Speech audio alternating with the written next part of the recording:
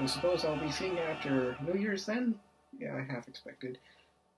He said, be sure to tell your family I said hello. Right. Yep, in the meantime, have a happy Christmas. Alright, see you soon. Hello and welcome to History in Review. I'm your host, Captain Rutlidge, and these are my humble lodgings. A very special episode is in store for Christmas, folks. Today, we'll be taking a look back at one of the most beloved Christmas tales, Charles Dickens' A Christmas Carol. To help out with today's episode, I've enlisted the help of a certain spirit of Christmas. Should be stopping by, in a few hours, I guess. Of course, it is getting late, so might as well turn it in until he happens to come by.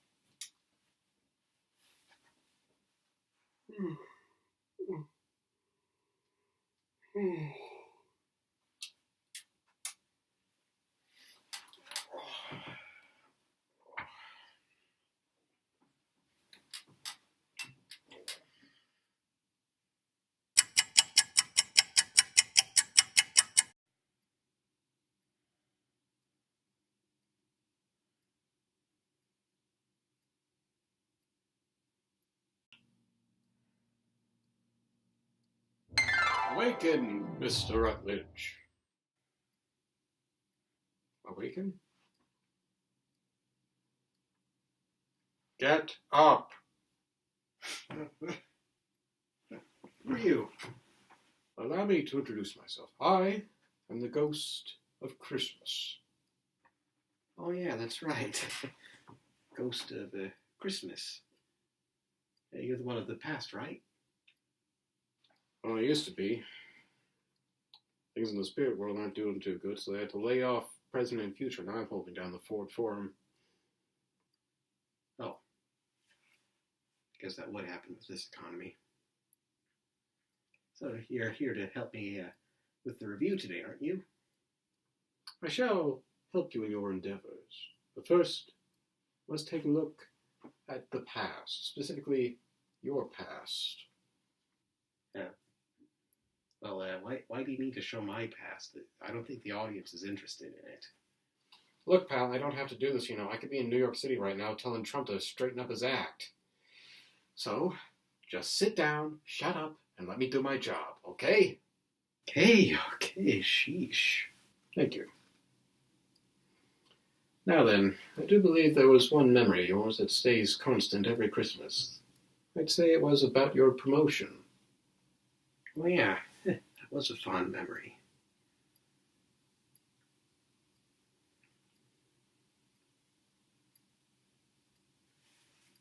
Well, can we show it off to the audience? I shall show everyone. Remember, I do recall it wasn't just you who got a new position, but rather somebody else. Next, please.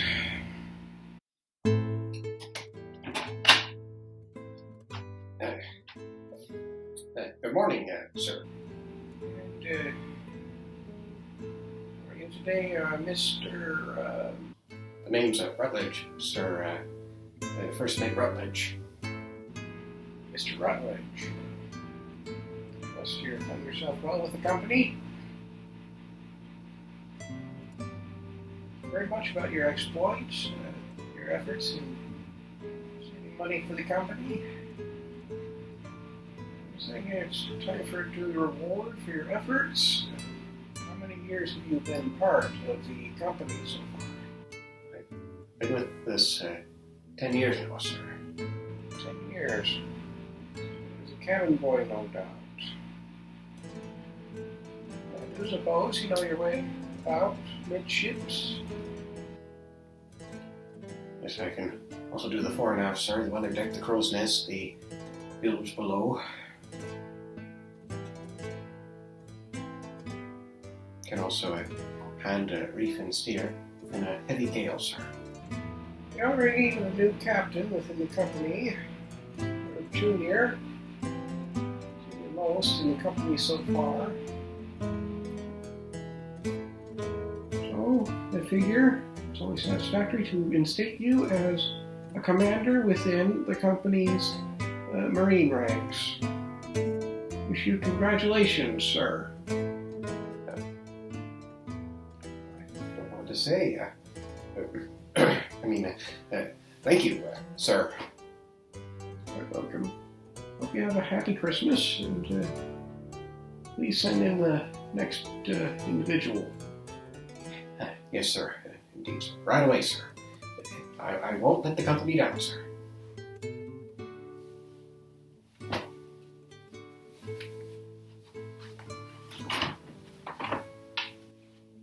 All right, ready for the next one in there? Well, that'll be me that's next. You're next. You don't look that much like you're part of the company.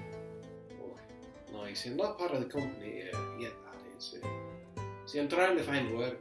My nan's got a bad leg, and I'm not qualified any other place to work, so I was wondering if I could get some work here as a steward for one of the captains in the company.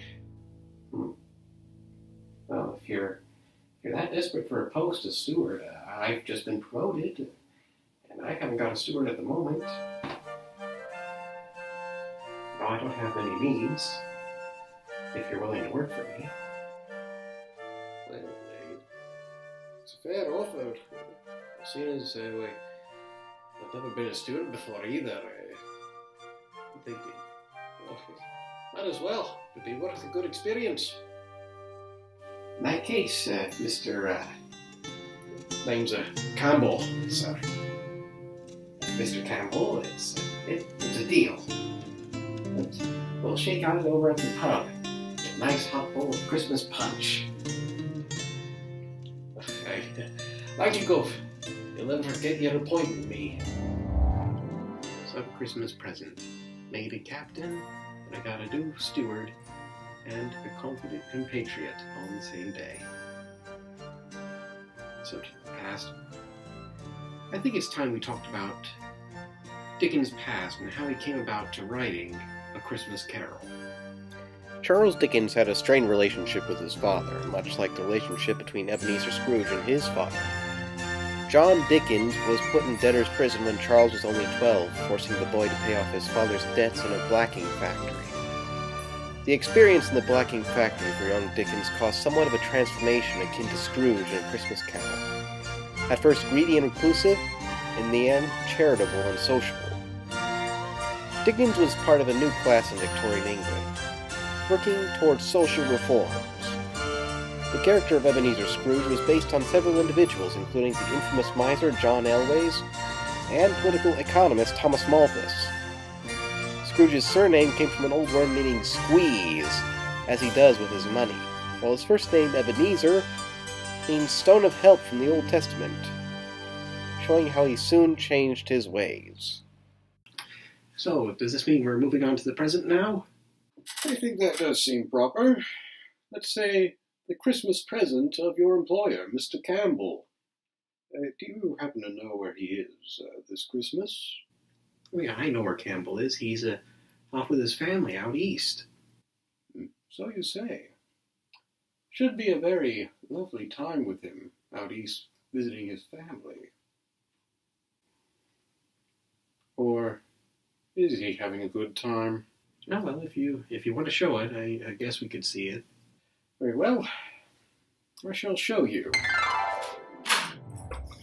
Hello? Ma? Da? I'm here. Where are they? Oh, no. They're calling. Sorry to inform you that to go back to Scotland due to hard times. We still love you, son.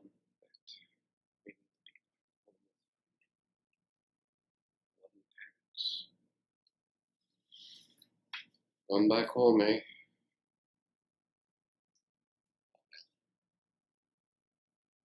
Still have a happy Christmas here. Don't know how, though.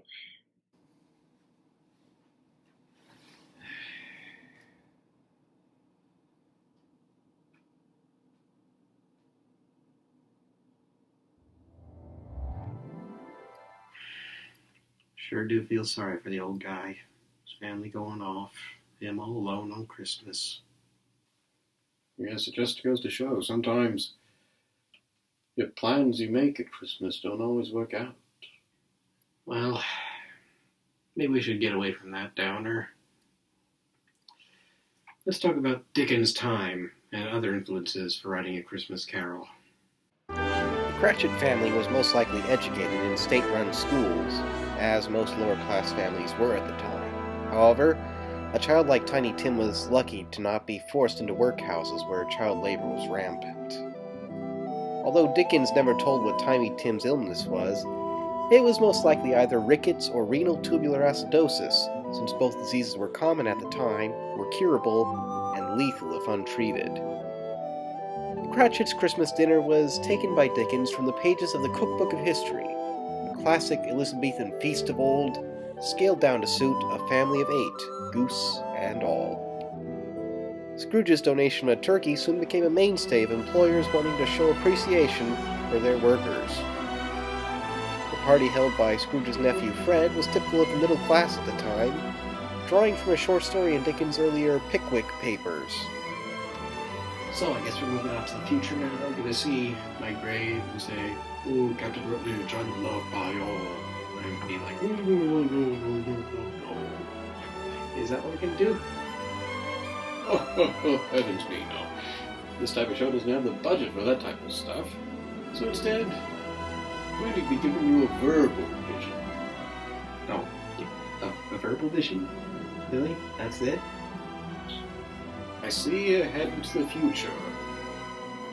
I see a YouTube producer such as yourself in hard times, contemplating cancelling his history review program due to insufficient funds, due to the fact that although he had only a dozen viewers of his work, none supported him on Patreon. None at all. Not even a single dollar. And his viewers on Facebook dwindled and dwindled, until at last he gave up the internet world and focused on other fields, such as being a good captain. Yes. As long as these shadows remain unchanged, I fear that shall be the future. Okay, so all this time, you're saying that the future you're going to show me is just a blatant advertisement to support me on Facebook and Patreon. Links in the description below. Is that what you're saying? Well, not everybody complained about getting free advertisement. I hate to complain, but it seems rather, I don't know, what's the word? Forced. Hey, I'm just trying to help you out here, partner. Oh well. Might as well talk about the influences that Charles Dickens' Christmas Carol has had on modern society. Upon its release in late 1843, critics applauded Dickens' work. Americans were lukewarm to it at first, but were eventually more accepting of it after the Civil War. Almost immediately, the book was adapted for stage plays, and Dickens did reading tours with a special copy annotated for public performance. In 1901, Walter Booth made a short film of the story involving Marley's ghost, and 1934 had a radio play produced featuring Lionel Barrymore as Scrooge. Many films, TV shows, and plays would be produced based on the story, with many actors playing Scrooge, including, but not limited to, Mark McDermott, Lionel Barrymore, John Barrymore, Orson Welles, Reginald Owen, Claude Rains, Alistair Sim, Basil Rathbun, Mr. Magoo, Sid James, Albert Finney, Scrooge McDuck, George C. Scott, Michael Caine, Patrick Stewart, Kelsey Grammer, and Jim Carrey. Adaptations didn't just stop there. Philip Van Dorenstern tweaked the novel into a short story called The Greatest Gift, which soon was adapted into film by Frank Capra as 1946's It's a Wonderful Life. Children's book author Dr. Seuss did his own adaptation of the story, combining it with Clement Clark Moore's Visit from St. Nicholas to create How the Grinch Stole Christmas in 1956. Many adaptations, however, still can't go wrong with going to your local library and checking out Dickens' original novel, Christmas Carol. You can get the standard version, or there's also an abridged version that Dickens also told at parties that is very popular this time of year. Well, thanks for helping out, Spirit. You're most certainly welcome, Mr. Rutlidge. Now then, if you don't mind, I would like to get off. I hope it's not too late to help that Trump fellow see the light. Adieu. And one important thing, have a happy Christmas. Bit on edge, but overall a nice guy.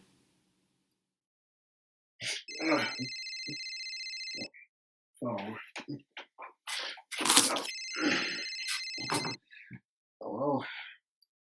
Oh, Campbell. What you mean you want to spend Christmas here? Oh. Sorry to hear about that. Of course you can have Christmas here. Be obliged. Right.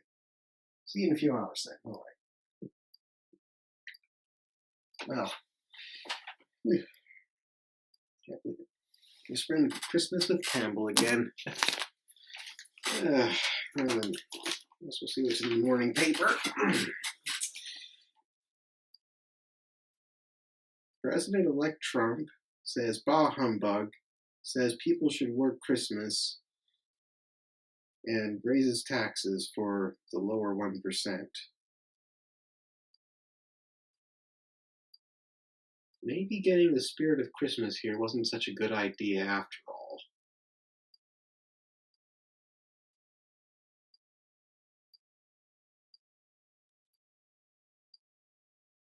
Oh well, I'm sure I'll see the light eventually.